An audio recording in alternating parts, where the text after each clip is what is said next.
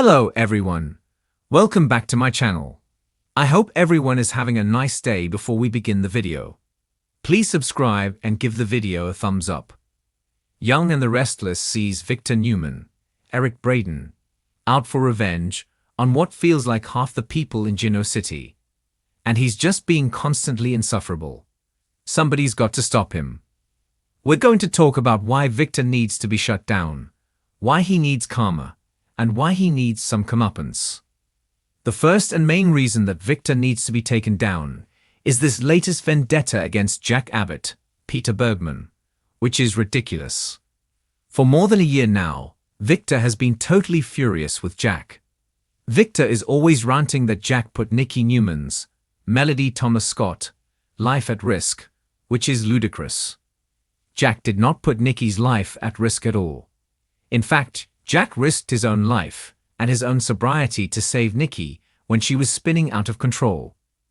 Diane Jenkins, Susan Walters, was even upset that he risked his life for Nikki. And she acknowledges that that's what it was. Nobody agrees with Victor's ridiculous accusations about Jack. Not one Newman, especially not Nikki. Literally, nobody else in Juneau City except Victor thinks this.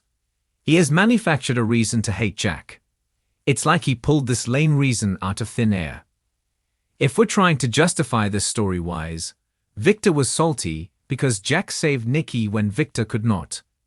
Victor was actually enabling Nikki to get drunk at home because he kept booze in the house, knowing she was off the wagon. Victor refused to send Nikki to rehab after Jordan Howard, Colleen Zenk, pushed her off the wagon. And everybody knew that Nikki needed to go, but Victor kept saying no. Even all of Victor's kids have said he's wrong for hating Jack based on this flimsy reason.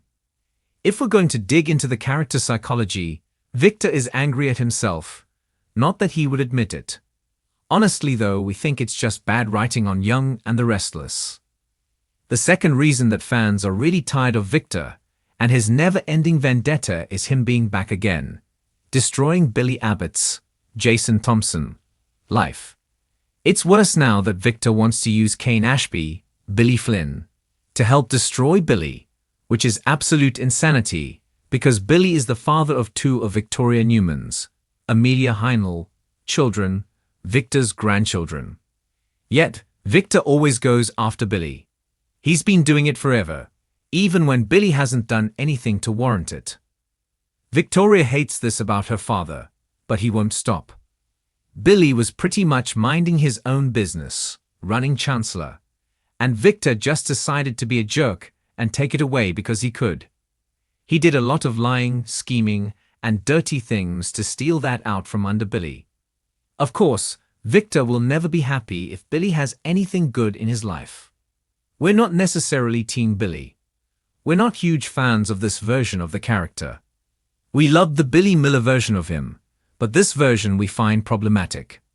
At the same time, we're not Team Victor right now at all, so we'll take Billy over Victor at the moment. While we don't think Billy can take Victor down on his own, we do think Kane could help Billy do it. Victor needs to be put in his place on Young and the Restless. Another reason Victor needs a slap from karma is because he is always messing up his family's lives, thinking he knows better about everything. Victor was out there trying to break his granddaughter's heart.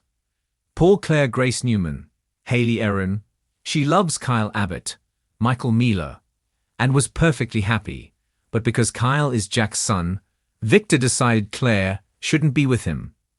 So Victor hired Audra Charles, Zuleika Silva, to break them up in the dirtiest way. The thing with Claire was like the other schemes that Victor has done in the past, with Victoria messing with her love life. And Victor messed with Nick Newman, Joshua Morrow, and Adam Newman's, Mark Grossman, lives extensively, all while saying he knew better.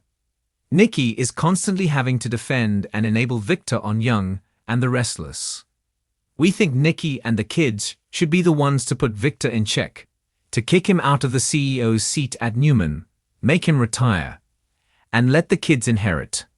But of course, they won't do it. The next reason that Victor needs to be taken down is just what a bad influence he is on so many people. What's crazy is, aside from him, the rest of the Newmans are getting along fine. Adam has finally been accepted by his siblings. He's no longer the rejected black sheep with all their anger. He and Nick are getting along great. And miraculously, Adam has actually formed a genuine bond with Victoria. Claire is integrated into the family. She's close to everybody. All the kids are happy. Everything would be good if not for Victor being a vengeful jerk. The kids could be running Newman Enterprises very happily, with no revenge plots or scheming. Imagine the Newmans just chill and happy. Arguably, that's not very soapy, but Victor is the one stressing everybody out and driving all this drama, but not in a good way, not in a well-written way. Nick and Adam could absolutely handle Kane's threat without Victor. We think all the kids would function really well without Victor's interference. He needs to step off. He's out of control on Young and the Restless. He's also a bad influence on Michael Baldwin, Christian Jules Leblanc, by the way, and pretty much anybody he comes into contact with. The final reason that Victor needs to be thrown off his high horse is because of the fans. Most people we see on soap social media, a great percentage of them, are sick and tired of the way that Victor is acting. It's down to terrible writing because what's going on makes no sense. His motive for the latest vendetta is sloppy. It just doesn't make sense. This is another character that Josh Griffith has ruined for Young and the Restless. Of course, Victor has been a villain in the past, which is totally fine if it's well written. One really villainous plot that we think back on that was very well written, even though it was just psychotic, was the whole thing with Jack and Phyllis Summers, Michelle Stafford, when Victor brought Marco in after kidnapping Jack and put Marco in his place. And Phyllis had a stranger in her bed and didn't know it. That was all terrible behavior, Victor doing these awful things, but the writing was good, and the motivations were twisted but understandable. And there was a flow of logic. In this case, to us, it's bad writing, illogical, and fans are frustrated. In terms of who takes down Victor and gives him that karmic slap, we do think Kane may be a good choice. Even though if his own family should do it, they won't. But Kane has tons of resources, and he's willing to play dirty. So, for a lot of reasons, many that we listed, and more that you can probably think of, Victor really needs to get a comeuppance at the hands of the new guy who is back in town. Even if Kane does take Victor down, it won't last. The great Victor will never be completely destroyed, and we don't want that. But he needs a big fat reality check, knocked down about 5 pegs, so maybe he won't be a full-on jerk all the time.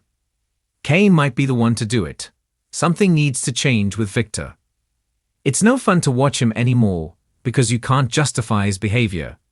And so it's really cringy and it's turning a lot of fans off. It's a shame because Victor remains a fan-favorite character, even when he's dark and villainous, as long as the writing is good. We've been hoping something is going to change now that Jill Farron Phelps is back on the producing team, but so far we haven't seen it. Fingers crossed. Thanks for watching this video, and please subscribe our YouTube channel for more update news.